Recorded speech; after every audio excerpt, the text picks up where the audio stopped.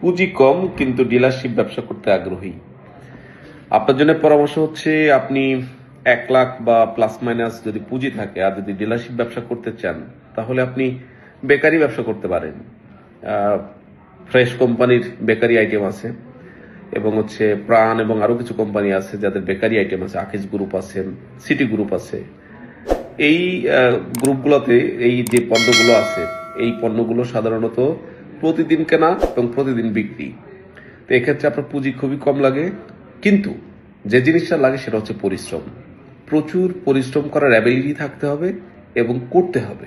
যদি আপনি করতে পারেন তাহলে প্রফিট বের করতে পারবেন এবং খুব অল্প পুঁজিতে ব্যবসাটা করতে পারবেন। তবে একটা কথা মনে রাখবেন, সব এলাকার জন্য পুঁজি কিন্তু একরকম নয়। আমি যেটা বললাম এটা হচ্ছে ন্যূনতম।